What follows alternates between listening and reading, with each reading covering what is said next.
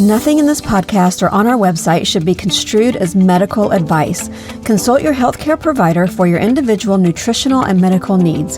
The information presented is based on our research and is strictly that of the author and not necessarily those of any professional group or other individual. Hi, I'm Sue Becker from Bread Beckers. Welcome to Sue's Healthy Minutes. I'm so excited you've joined me today, and I hope this episode encourages you and allows you to find the answers you have been praying for the health of you and your family. Today, and for the month of September, on Sue's Healthy Minutes, I thought I would highlight some of the history and nutritional benefits of other whole grains besides wheat. Every year, the Whole Grain Council designates September as Whole Grain Month to celebrate the goodness of whole grains. So I thought I would start the month off with one of my favorite little grains, millet. You are most likely already familiar with millet since in America, it is best known as the small, round, yellow seed found in birdseed. But millet is far too nutritious and delicious to just be given to the birds. And I am not the only one that believes this. In fact, the Old Farmer's Almanac of 2023, in an article by Margaret Boyles, another millet enthusiast, the United Nations Food and Agriculture Organization actually designated 2023 as the International Year of Millet. Yep, that's right. A year for millet. You know, I often feel like every year some new superfood grain bursts on the scene that literally takes over the healthy food world with the promise that if eaten every day and in every way, it could be the answer to all your health issues. Marketing strategies convince us that this food is better than any other food out there. This new superfood being promoted begins to show up in every processed food that lines grocery store shelves and unfortunately often becomes synonymous with healthy. Well, I'm not sure that declaring 2023 as the International Year of Millet will bring millet into the limelight as with other superfood grains, but I am certainly in favor of bringing it not only to our intention, but also to our tables. Millet is far too nutritious and delicious to be kept in just our bird feeders. Millet is a true grain, and it belongs to the same grass family of grains as rice and wheat, rye, oats, corn, and barley. But like rice and corn, millet is naturally gluten-free. Today, though not as popular worldwide as other members of its grain family, millet is a staple food in areas of Africa, Asia, India, and China, just as it has been throughout history, where it is believed to have originated. In fact, millet has been found in archaeological sites in China, believed to be thousands of years old. Here they found what is believed to be the oldest noodles in the world made from millet, along with evidence of beer brewing with millet in another ancient site. Like so many other grains besides wheat, millet is considered a poor man's food as it will grow well in hot climates, very dry climates with very poor soil conditions. And because the millet grain matures more quickly than other grains, farmers in these climates can often grow 2 to 3 crops in a growing season, making it a very high-yielding crop. Millet came to America in the late 1800s mostly as a crop for hay and animal feed. In the late 1960s, an interest in using millet in birdseed increased its demand. Then, in the late 1990s, the growing awareness of celiac disease had people looking for gluten-free alternatives to wheat and other cereal products.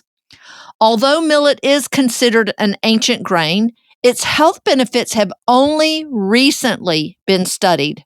As a grain, millet is naturally gluten-free and is particularly easy to digest, making it a great first solid food for babies, as well as an easy-to-digest grain option for the elderly or those with compromised digestive systems.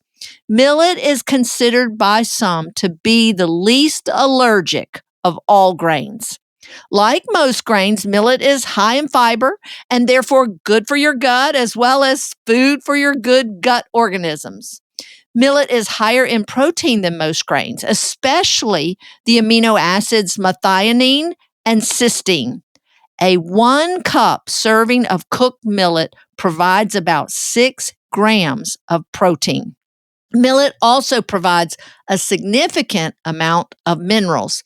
In particular, millet is an excellent source, 20% or more of recommended daily value of manganese, a trace mineral that combined with other essential vitamins can promote bone and brain health and help regulate inflammation. Millet is also a great source for zinc, iron, magnesium, as well as antioxidants. Millet has more B vitamins than all other cereals and 2 times higher the folate than both wheat and corn. It is 1.5 times higher in phosphorus than a serving of meat. More recently, of particular interest to scientists is millet's effect on blood sugar. Due to its low glycemic index, millet has been shown to have a very positive effect on lowering blood sugar levels of diabetic patients. Scientific reviews of over 50 years of research into millet concluded that consuming millet over the long term significantly lowered blood sugar levels in diabetics. Millet has a mild, nutty flavor that cooks up light and tender and takes on the flavor of whatever it is cooked with. In cooking and baking, millet is quite versatile. Millet is far too nutritious and delicious to just be given to the birds. So I look for ways to use this small, yellow, nutty little grain. In Asia and India, millet is most commonly eaten as a hot porridge or breakfast cereal, much like we eat oatmeal, but it works equally well in savory dishes in place of rice. In her book, Whole Grains Every Day, Every Way, Lorna Sass gives 3 recommendations for cooking millet: for fluffy millet, sticky millet, and creamy millet. Unfortunately, this book is out of print, but I will put a direct link to our website for these cooking instructions in this podcast description. I will also include the link to one of my favorite millet recipes. I think I've shared it with you before: millet mac and cheese. It is a creamy, delicious dish that is so easy to put together.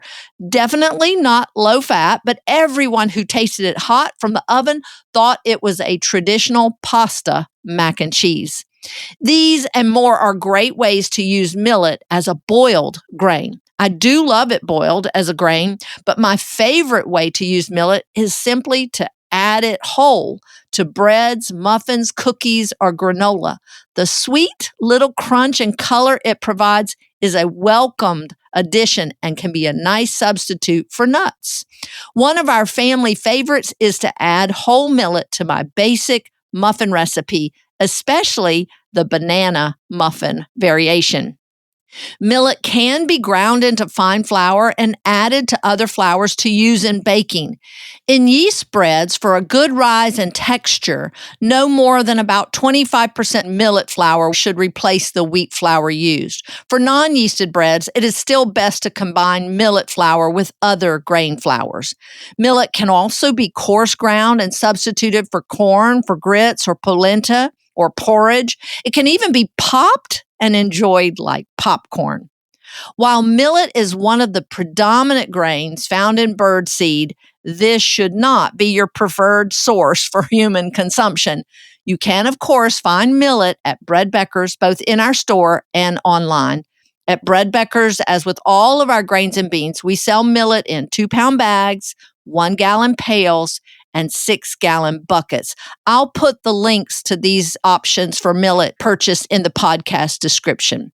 The Farmer's Almanac article stated that in China, the elderly are advised to eat a bowl of millet before going to bed in order to get a good night's sleep.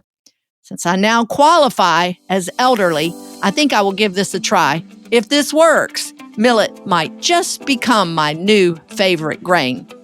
I hope you have been inspired to give this nutritious and delicious little grain a try and don't just feed it to the birds. I want to thank you all for listening today, and let's make September a Whole Grain Awareness Month. Until next time, this is Sue Becker from Bread Beckers with Sue's Healthy Minutes. Sue's Healthy Minutes podcast has been a presentation by the Bread Beckers Incorporated located in Woodstock, Georgia. For more information, store hours, and learning opportunities, visit breadbeckers.com and follow us on Facebook and Instagram. Make sure to subscribe to this podcast and never miss an episode. Share this with 2 friends who would benefit from this information, and be sure to join us again next week for more of Sue's Healthy Minutes.